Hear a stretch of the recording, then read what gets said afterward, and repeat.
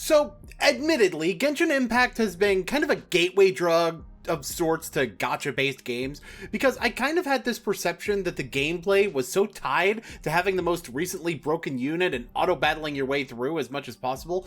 Part of that was built on what I'd already played up to that point, Dokkan Battle specifically comes to mind, but what Genshin showed me is that you can put a gacha system into a game that has more of a feature set in it and allow skill expression as part of these games. And that's not me saying this wasn't always the case, even though, let's be real, in most cases it probably wasn't. The games just served as a way to collect your favorite anime characters, but more so how Genshin shifted my expectation.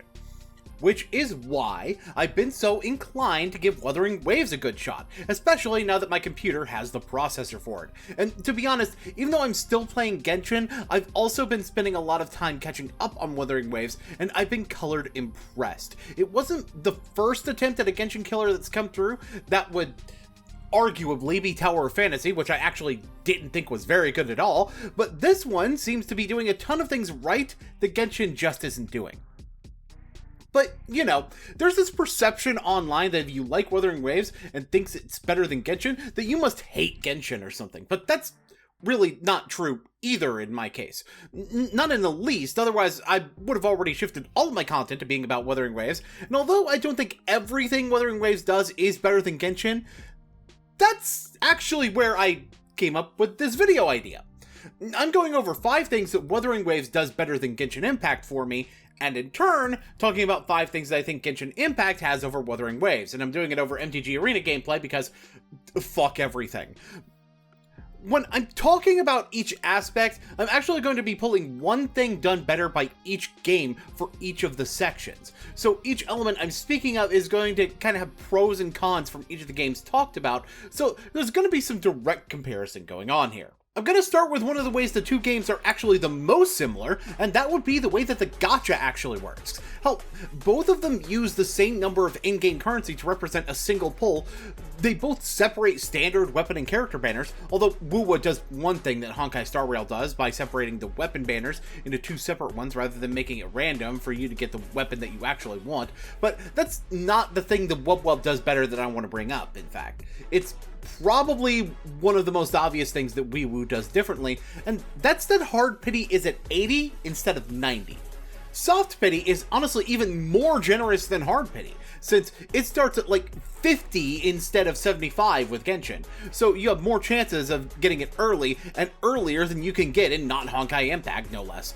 This makes the wish system feel a lot better overall, but one of the things the wish system does that I really don't like relates to what I was talking about earlier with Tower of Fantasy. See, I was tempted to make a video about why Tower of Fantasy was so bad for me, and part of that was going to involve the gacha system. And one of the aspects I was intending to criticize was the fact that the premium banners felt the need to use 2 different items to fuel pulls. But this comparison of what I don't like about it works much better between Wuwa and Genshin, since the banners equate much more to the same thing. So for Genshin, you have Fates, intertwined for event banners and Acquaint for the standard. Seems simple enough, yeah? Well, in Wuwa, you have 3 different tides. You have Lustrous Tide for the standard banner, Radiant Tide for the event character banners, and Fortune Tide for the weapon event banner. And look, as much as both games having this weird currency conversion thing going on actually falls into the kinds of dark patterns a lot of gacha games, and games in general nowadays try to pull, the fact that Genshin only has 2 of them and Wuthering Waves has 3 different ones is worth calling out. Now, don't get me wrong, at the very least you have the option of keeping your Astrite until time to pull, bypassing this completely, but personally I'd rather be able to use the same pulls on the character and weapon banner directly, so that at the very least I can go ahead and convert everything I've got in one go if I'm looking to pull for a character and their weapon with what I've got saved up, and it just makes the dark pattern worse than it already is.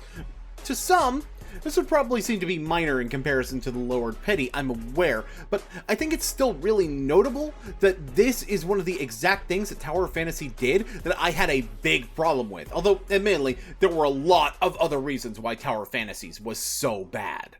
That being said, let's talk about exploration, right? So I think people who have played both, it'll feel pretty obvious what advantages Wuwa has in terms of exploration, since some of it is what Natlin is getting in Genshin. So I actually want to talk about what Genshin has over it first, which actually relates to the primary way that Genshin is getting new exploration abilities. See, in Wuthering Waves, if you're going to go out exploring to find treasure chests or find a specific thing, other than any combat you're expecting to find, it doesn't really matter what character you're using, since they tend to just have the same movement capabilities across the board.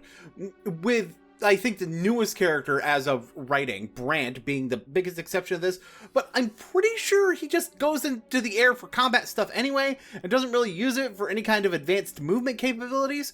Genshin characters, on the other hand, have been gaining special movement capabilities, even going back to Mona's alternate sprint and Zhao's midair skill, which is basically just an alternate dash. Not every character has these extra movement options, mind you, but it does make who you're using when using the movement matter more. Some would argue that this does make the gacha system a little bit more predatory and add to the FOMO of involving that, but I think when you're also putting it on 4-star characters and putting it on, if they were to use it more often and put it on a bunch of different characters and have the characters still feel different, that would make it a positive. Of course, what Wuwa has is better baseline to begin with. That tether that Kanich has in Genshin, everyone gets that in Wuwa, at least in terms of, like, being able to go up in the air with it. It's not just as simple as that either. The main thing I want to talk about is just something as basic as running. Genshin, if you want to run faster, you have to constantly spend stamina to do so. But in Wuthering Waves, you actually spend stamina initially, but just, you know, keep running without spending stamina. You just have to hold the button for a moment, so it really allows for more freedom of movement, especially when sprinting works when going up cliffs as well, so that as long as you have the stamina, because sprinting up cliffs does take stamina, climbing doesn't have to take forever. I think for open world games like this, having good movement is definitely a positive. And although Wuwa's is better across the board, it's still very nice that Genshin has individual character abilities to make them feel unique outside of combat as well. Even if that can lead towards a predatory means of doing so. So, speaking of being better across the board, I mean, shit, there's a lot that I could say about Wuwa's combat that puts it a step or 5 above Genshin's combat, but I'm gonna narrow this down to one aspect I think could be in Genshin: the Forte gauge. So basically, this is a meter that has an effect on your character's abilities, most likely through enhancing a specific attack. The trick is that this meter actually works differently for every character. Some of them just build it in a way similar to a second ultimate, others only get more of it from specific types of attacks. Shikano and Heizo, one of the Genshin characters I like the most, has something similar to a Forte gauge with the declension stacks, which you get each time you swirl or by holding the skill button before you launch the attack. The trick here, though, is that, well, every character has something like this, and the characters at base level have an extra degree of uniqueness to the way that kits work. Even a lot of newer characters have to just make the text describing their attacks longer and longer to make them unique, while Wuthering Waves just has an extra tool to use for the same thing, even if a lot of them often break down to build the meter, then heavy attack. Speaking of just having a tool for complexity that other game doesn't, I do want to point out the elemental reaction system, which, unlike the dismissive comments of some people may make while making fun of Genshin glazers who don't want to talk about the positives of Wuthering Waves, is more than just mixing colors like a 5-year-old in art class, as it adds an extra degree of interaction with how characters work together and complexity when dealing with combat. There are also environmental interactions with elements that, admittedly, I don't think the game does enough to take advantage of, but truthfully, I could talk about ways to improve Genshin at another time. The point of what I'm saying here is that, well, let's be real, the only time the damage types matter in Wuthering Waves is based off what enemies have weaknesses and resistances to those damage types the enemy has, and in some ways, that's a positive, but a little more complexity in the way that these damage types interact with each other could be something that improves the game, much like having a non-ultimate gauge mechanic would benefit Genshin. Now, let's talk about the equipment system, and I need to make clear what I'm talking about when I talk about the equipment system. I'm speaking primarily about the artifact system in Genshin and the echo system in Wuwa, and I'm going to start with artifacts because, well, this is the harder one to cite something that's really good about them, but I do have something. See, Genshin is probably the only one of these games where a full equipment set, either through two pieces or the full set, still gives you a slot that can be any set you want. And while they initially had one-piece sets to fill that slot, they never actually made 5-star versions of those, only put them on bosses. They just kind of did a ton to make them a waste of time. So it didn't really expand on that. And to be honest, I think it's a good thing they never did, because this provides a mitigating factor for Genshin's horrendous RPG. It is incredibly heinous. It's not like I'm opposed to RNG in these games at all, don't get me wrong, but the amount of grinding to have a chance of getting even decent artifacts for one character is pretty ridiculous at times, and 2 slots in particular tend to be really high variance, namely the crown and especially the goblet. So having one slot that doesn't need to match is actually kind of a big thing.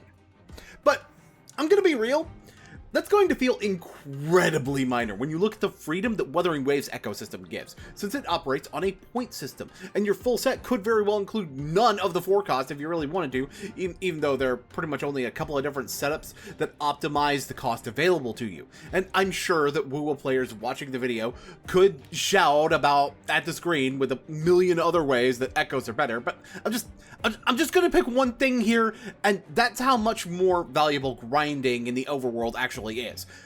I'm serious. You can get a full set for a character, max rarity, without ever interacting with the stamina system, which we'll talk about later, until you're ready to actually level up the echoes. Oh, and when you are using stamina to get the level up materials for the echoes, you can start getting the set for the next character while you're at it. If you're trying to level characters, you'll also probably get the forecast echo that character wants just incidentally. Building a character in terms of echoes is an incredibly smooth process, and you can keep grinding for pieces that are a little bit better than what you've already got very easily as well. So the grind just feels so much more fluid. And now it's time to talk about the thing I just said I was going to talk about in a moment. Stamina, energy, resin, Waveplates, whatever you want to call it, games like this inevitably include some kind of system to limit engagement in various instances, mostly those with varying types of character advancement materials, by having you spend a resource that recharges over time, like real world time. This is probably the simplest thing to explain, since there's really only a couple of variables to this: how frequently you get stamina and how much things cost. Okay, yes, there are other variables, but these are the key elements that make the system work, and these are also the parts that are the most different between Genshin and Wuthering Waves. I'll start with the frequency.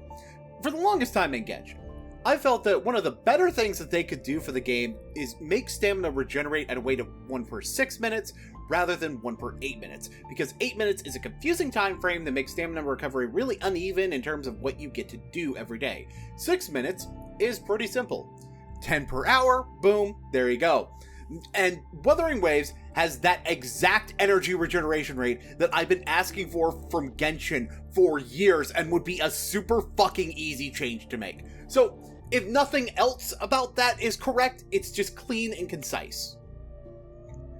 But I'm willing to admit that there is a major catch here, because Wuwa's stamina consuming content requires a lot more of it. I mean, sure, the weekly bosses are the same, 60 for each, but everything else is more expensive in Wuwa. All the domains in Genshin cost 20 at base, and the equivalent in Wuwa is either 40 or 60 if you're getting Echo XP, and both give double rewards for double expenditure, albeit you have less of a means to choose on the fly with Genshin than in Wuwa. Your bosses for character essential materials cost 40 in Genshin and 60 in Wuthering Waves, and even once you factor in that Wuwa gives you stamina more frequently, it's still 320 minutes of stamina in Genshin versus 360 minutes in Wuthering Waves, meaning the only place where Wuthering Waves stamina system is actually more generous when you factor in the actual costs is in the weekly bosses. And even then, not really, because that hard 3 per week limit in Wuwa is replaced by a half stamina discount in Genshin.